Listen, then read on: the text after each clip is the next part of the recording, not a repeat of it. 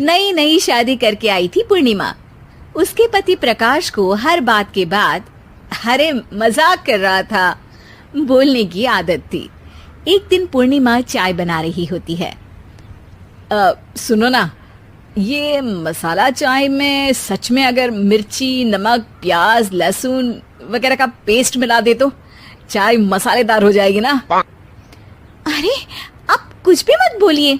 अरे मजाक कर रहा था। प्रकाश कभी कभी मजाक करता था, लेकिन कई बार उसका मजाक ऐसी बात के साथ आता जिसको सुनने के बाद किसी को मजा तो नहीं पर गुस्सा जरूर आ जाता।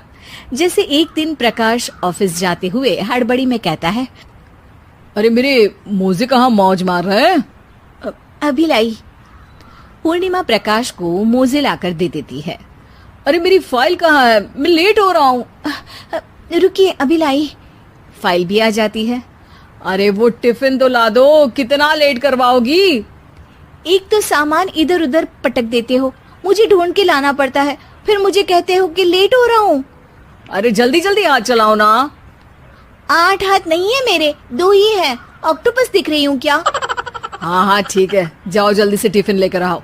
2 हाथ तो है ना, उन्हीं का ठीक से इस्तेमाल कर लोगी तो लेट नहीं होऊंगा मैं। पूर्णिमा टिफिन लेकर आ जाती है। वैसे तुम थक जाती होगी ना इतना सब काम करके। हाँ और नहीं तो क्या। तो मैं कुछ इंतजाम कर लेता हूँ। काम वाली लाओगी क्या? अरे नहीं नहीं, दूसरी शादी कर लूंगा। 2 पत्नी होंगी तो काम आसानी से हो जाएगा ना। क्या?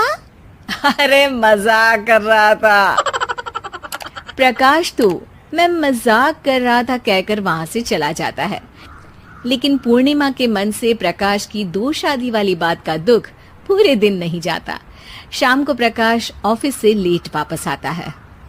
हाथ मुंह धोऊंगा, टॉवेल लगा देना, फिर खाना खाऊंगा, खाना भी लगा देना। देखो लेट मत करना। सब काम आराम से ही होंगे। आप भी तो लेट आए हो ना ऑफिस से। अरे यार मैं काम कर रहा था ऑफिस में, तुम क्या कर रही हो? घर में जो खाना, साफ सफाई ये सब होता है ना, इसको भी काम ही कहते हैं वैसे। अरे ठीक है, मैं ही कुछ करता हूँ तुम्हारी मदद के लिए। ऑफिस से आकर मेरा हाथ बटाओगे घर के काम में? अरे नहीं, दूसरी शादी कर लूंगा ताकि सफाई तुम कर लो और खाना दूसरी बीवी बना ले। प्रकाश तुम ना थोड़ा सोच समझ के बोला करो। अरे मजाक कर रहा था यार। प्रकाश और पूर्णिमा साथ में बैठकर खाना खा रहे होते हैं। प्रकाश अपनी धुन में खाना खा रहा होता है, जबकि पूर्णिमा इस बात को लेकर उदास है कि प्रकाश हमेशा कोई दुखी कर देने वाली बात ही बोल देता है और उसके बाद मजाक कर रहा था कह के खुद को बचा लेता है। रात को सोते वक्त पूर्णिमा ने सोच लिया था कि प्रकाश से इस बारे में बात करनी ही पड़ेगी। अगली सुबह भी प्रकाश ने ये लाओ वो लाओ का तांडव शुरू कर दिया। अरे काले वाले जूते कहाँ हैं? बेड के नीचे। अरे टिफिन तो लाओ जरा। ले आऊंगी, पर पहले कुछ बात करनी है। क्या बात करनी है तुमको? ये जो रोज दूसरी शादी करने की बात करते रहते हो ना आप, मेरा मन दुखी हो जाता है। मत बोलिए ना ऐसी बात। अरे पगली, पहले क्यों नहीं बताया? मैं इसका समाधान कर दूंगा। अब बोलना छोड़ दोगे ना? अरे नहीं, दूसरी शादी कर लूंगा ताकि उसको तो बोल पाऊं।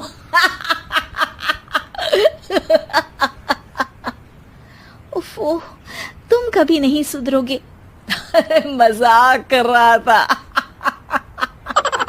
पूर्णिमा की बात को प्रकाश हंसी में उड़ा देता है। पूर्णिमा बहुत भारी मन से टिफिन लेकर आती है। ये लीजिए टिफिन।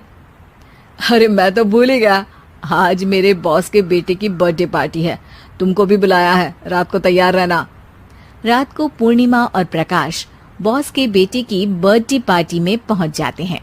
वहां प्रकाश के ऑफिस के और भी लोग हैं जिनको पूर्णिमा पहले से जानती है।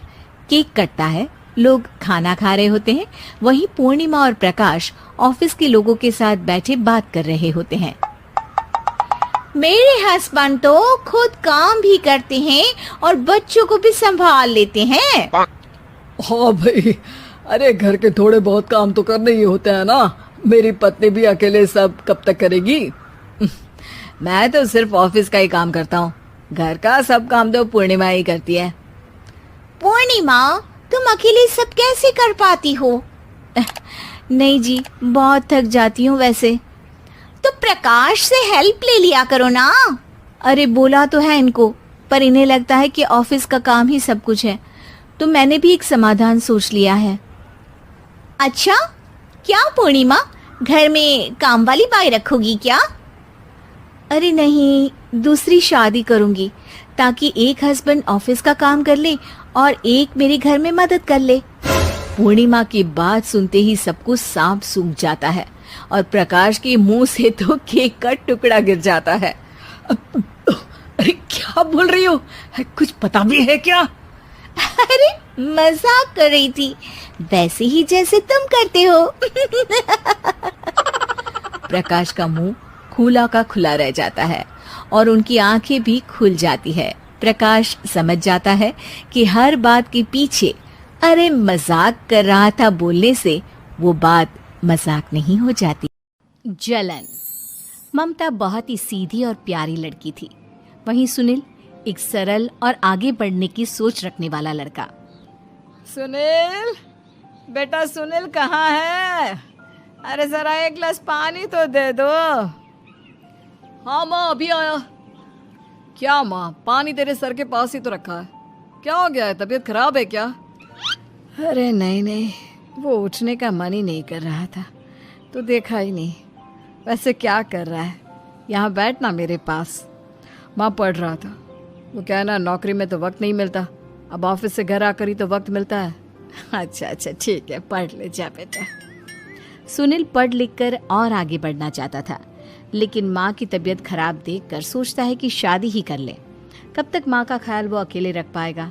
तो एक दिन, माँ ये ममता है, मैंने इससे शादी कर ली है। तुम्हारी तबीयत भी ठीक नहीं रहती, तो मैंने सोचा शादी कर लेता हूँ। घर संभालने वाली और तुम्हें संभालने वाली कोई आ जाएगी तो अच्छा रहेगा। माँ अचानक से सामने बहू देखकर हैरान रह जाती है। बेटा ये क्या बात होती है? न बैंड, न बाजा, न दहेज, न शगुन, ऐसे कैसे बहू आ गई? माँ तू तो जानती है मैं नौकरी के साथ पढ़ाई कर रहा हूँ, तो कहाँ से इतना पैसा बचा पाता कि धूमधाम से शादी करता। वैसे भी माँ, लोग तो आकर खाकर निकल जाएंगे, इसलिए बस वैसे ही। माँ जी, मैं आपका ख्याल रखूंगी। वैसे भी ये आगे की पढ़ाई कर रहे हैं, अच्छा कुछ कर गए तो सबके दिन फिर से अच्छे आ जाएंगे। सास को ममता की बात ठीक तो लगती है, लेकिन मन में कहीं ना कहीं लगता है कि कहीं बहू बेटे को लेकर फुर्र ना हो जाए और फिर तो वो रह जाएगी अकेली। बेटा देख, मेरा जो कुछ भी है वो सुनील ही है, और सुनील का भी अब इस दुनिया में मैं ही हूँ और कोई नहीं। क्या सुनील? बिल्कुल माँ, लेकिन आज से ममता भी मेरे जीवन का अहम हिस्सा है, जैसे तू है। सास को बड़ा बुरा लगता है कि उसकी सल्तनत में कोई और हिस्सेदार कैसे हो सकता है। कैसे कोई और उसके 30 साल के बेटे की जिंदगी में अचानक से आकर बराबर का हिस्सेदार बन सकता है। देख बहू, मैं भले थोड़ा बीमार रहती हूँ, लेकिन इसका मतलब यह नहीं कि घर की चीजों में मेरा कंट्रोल खत्म हो गया है। मैं आज भी इस घर की रानी हूँ, समझी? बेटा सोचता है कि ये माँ को अचानक से क्या हो गया। कल तक जो माँ कहती थी कि जिंदगी का कोई भरोसा नहीं, वो अचानक से जंग के मैदान की झांसी की रानी कैसे बन गई? माँ क्या हो गया है? सब ठीक है ना? अचानक कैसी बात कर रही हो? ममता का आज पहला दिन है, स्वागत करो उसका। आसपास की आंटियों को बुलाओ, नई दुल्हन की मुंह दिखाए करवाओ। खैर, सास होने का फर्ज निभाती है और बाद में एक सहेली के साथ बाहर निकल जाती है। क्यों री बताया नहीं कि बेटे का ब्याह कर रही हो? वैसे तो सारा दिन हम ही में घुसी रहती हो। अरे मुझे भी तो अभी पता चला, यूं अचानक सर पर लेकर आ गया। कहता है बहू है माँ तुम्हारी, अब इसको भी इतना ही मैं प्यार करता हूँ जितना तुझे करता हूँ। लो जी, ये क्या बात हो गई? क्यों इतना प्यार करता है? अरे माँ का प्यार तो ज्यादा होता है। अब उसको तो कोई दूसरा पति मिल सकता है, लेकिन तुम ही बताओ, क्या माँ की ममता किसी और की हो सकती है? ना जी ना, बेटे को समझाओ ये बात। अरे क्या समझाऊं, मुझे तो खुद ही समझ में नहीं आ रहा कि क्या हो रहा है। जो बेटा कल तक माँ माँ करता था, अचानक से बीवी बीवी का राग आलाप रहा है। देखा, उसकी बीवी ना सुंदर और जवान है। सुंदरता के आगे तो एक से एक नहीं टिके। तो तेरा बेटा किस खेत की मूली है? सास को भी समझ में आ जाता है कि बहू की सुंदरता के आगे माँ का प्यार किसी काम का नहीं। उधर बीवी, ए जी, अम्मा जी सहेलियों को छोड़ने गई थी, अभी तक आई नहीं, हम देख आए क्या? अरे रहने दो ना, आ जाएंगी। कहाँ जाएगी, उनकी आदत है, एक बार जाती है तो पूरी पंचायत खत्म करके ही आती है। अच्छा ही है, खाना वाना खा कर गई होगी। छोड़ो ना, घूमेगी तो खाना पचेगा, नहीं तो ऐसे ही खाट पकड़ लेगी। बहू भी शांत हो जाती है। उधर सास सोचती है कि आज थोड़ा देर से ही घर जाती हूँ, जब बेटा परेशान होकर ढूंढेगा तब मजा आएगा। बीवी को खुद ही पता चल जाएगा कि माँ के आगे उसकी दाल नहीं गलेगी। लेकिन वहीं दूसरी ओर घर पर, ए जी, माँ जी अभी भी नहीं आई, हमको तो घबराहट हो रही है कि क्या करें, जाकर पता करें किसी के घर। अच्छा, कहाँ जाओगी ये भी बता दो। पहला दिन है तुम्हारा इस घर में और एक ही दिन में मोहल्ला छानोगी क्या? हाँ, तो आप भी तो नहीं जा रहे हैं ना, हमको फिक्र हो रही है। अरे यार, ये रोज का है अम्मा का, खाओ और सो जाओ। बस फिर क्या था। बेटा बहू खाना खाते हैं और कमरे में सोने चले जाते हैं। उधर जब सास को कोई देखने नहीं आता तो वो हार कर घर आ जाती है, जहाँ वो देखती है कि सारे घर की लाइट्स बंद है। सास को गुस्सा आता है। बहू, ममता बहू कहाँ हो? लेकिन सारे दिन की थकी बहू को ऐसी नींद आती है जैसे किसी ने भांग की गोली खिला दी हो। वो तो नहीं उठती। उठकर आ जाता है बेटा। क्या बात है अम्मा, काहे चिल्ला रही हो? अरे सो जाओ ना, सुबह की थकी है बहू, वो सो रही है। जोर से बोलोगी तो नींद खुल जाएगी उसकी। माँ को गुस्सा आ जाता है। फिलहाल तो सो जाती है, लेकिन मन ही मन ढेर सारा जहर बहू के लिए भरा होता है। सुबह बहू चाय बना रही होती है कि सास धीरे से गैस तेज कर देती है, जिससे चाय का बर्तन जल जाता है। और जैसे ही बहू चाय का बर्तन उठाती है, उसका हाथ जल जाता है। मेरा हाथ जल गया। वो जोर जोर से चिल्लाकर इधर उधर भागती है कि सास थोड़ी देर में उसके हाथ में पानी डाल देती है। हाय रे बहू, क्या कर रही हो? पहली बार रसोई छुई हो क्या?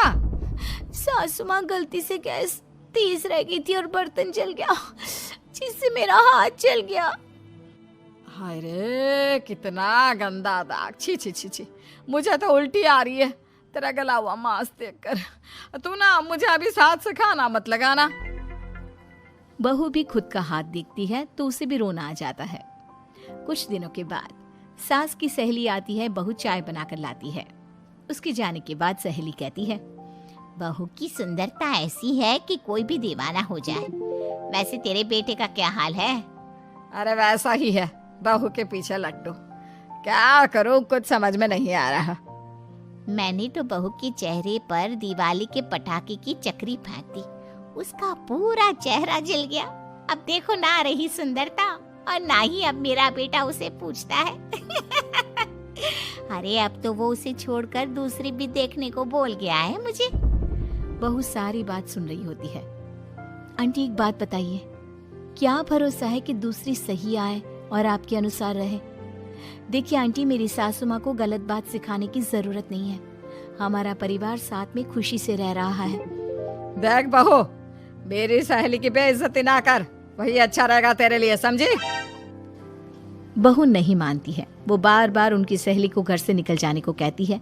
तभी सास की सहेली पास के चूल्हे से लकड़ी लाकर बहू के चेहरे पर लगा देती है। बहू जोर जोर से रोने लगती है। अरे ये क्या कर दिया? मैंने कहा किया, ये तो तूने किया। तू ही नहीं चाहती थी कि बहू बेटे के साथ रहे, भला मैं क्यों करूंगी? मैं तो चली, निपटो अब। बहू रो रही होती है, दर्द से चिल्ला रही होती है, लेकिन सास उसे डॉक्टर के पास नहीं ले जाती। तभी पति आता है। क्या हो गया ममता? ये दाग कैसे लगा? तुम कैसे जली?